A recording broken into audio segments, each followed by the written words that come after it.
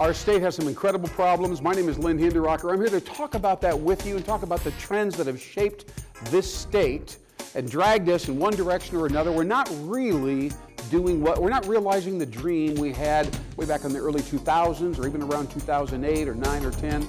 My name is Lynn Hinderrocker. Welcome to WowBiz Nebraska. We're going to get it on right now. Welcome to WowBiz Nebraska. I'm Lynn Hinderrocker with my cohort Bruce Arendt. He's given me a great deal of security being here with me. Good to see him again, my friend. Glad I can make you feel secure. Absolutely, I feel much better now. But we are going to be talking about security and insecurity. Okay. When I talk to business owners out there these days, a lot of them are a little insecure about predictability and the future and how things are going to unfold. Oh, I get that. And that's understandable. Yeah. So I've got here a pacifier. I'm sure you've seen these before over the course of your chapters of your life. Right. I'm going to put it in my mouth here, and I'm going to be the only news commentator that's actually put a pacifier. And you know what we call them in the world of babies and babysitting? Binky. Binky, that's right. So there we are. That's right, absolutely. And maybe there was a surge of security that went through me right at that very minute. Stick with that thing. May want to keep. Well, the idea is, my grandbabies can talk with it in their mouth. Oh. And that's pretty good to help them form and articulate syllables. They're what, teenagers? Are they teenagers now? All right, well, anyway, we've got to get back to work. Now, here's the thing about security, all right? Very interesting speaking with CEOs and business owners. Mm-hmm. And I asked them, what makes you insecure? This is like the old question about what do you stay up, right. worrying about at night. That's right. And, and they have some very interesting things, but what I want to know is what will make you feel secure? Mm-hmm. It's an inverse side of the same question. I want to ask you this question now. What do you think I'm hearing from these guys or gals as they try to be reflective and authentic with me and tell me what makes them secure, makes them feel good about their business and the future of their business? What makes them secure or insecure? Secure. Secure. Yeah.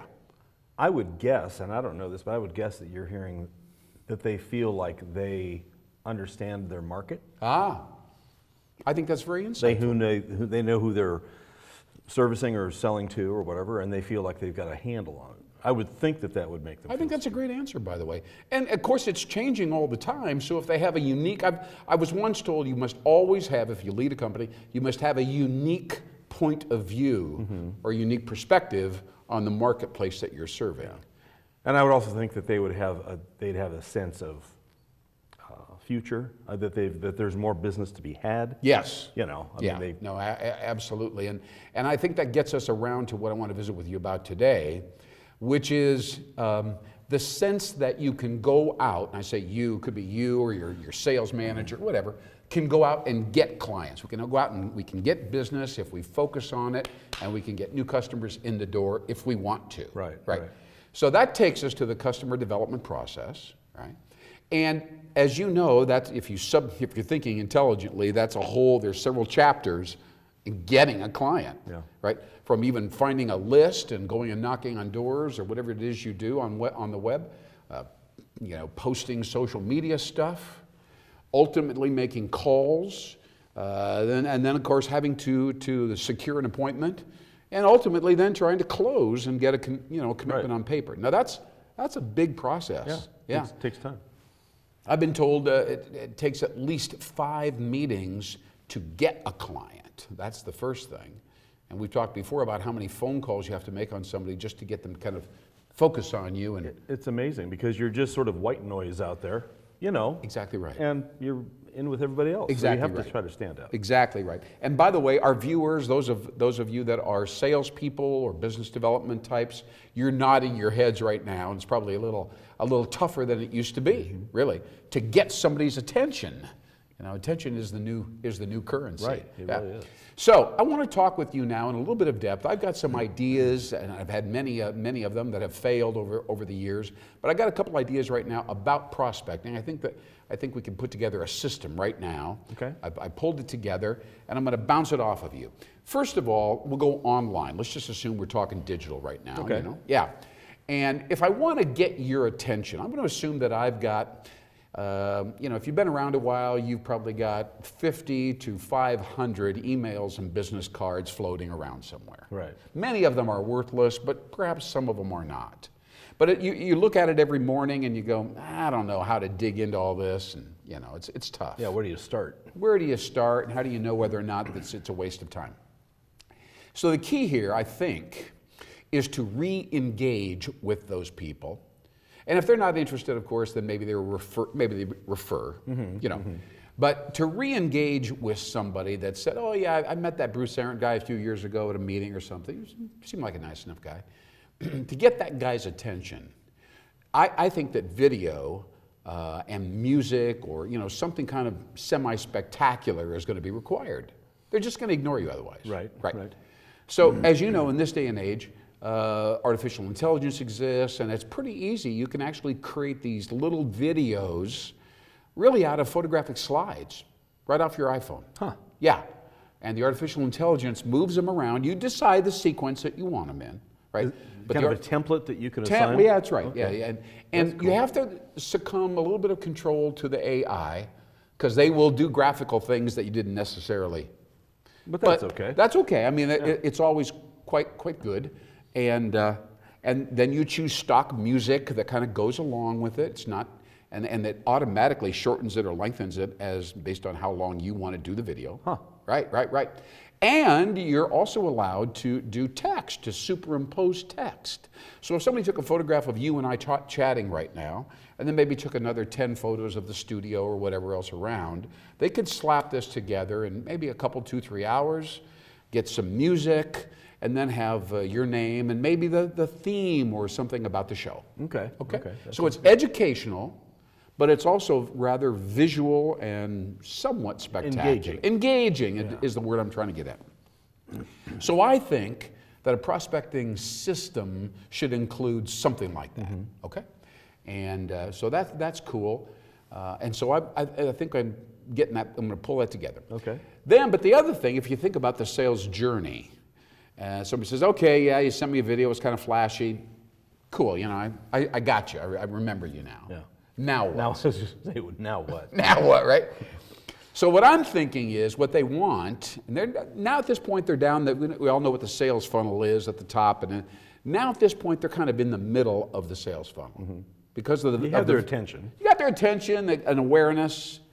So I think the next step would be like a detailed interview almost with, we'll say you, or that would be the client. Okay. And I would ask a variety of questions, really like CNN when you do an interview on camera, you know, that kind of thing.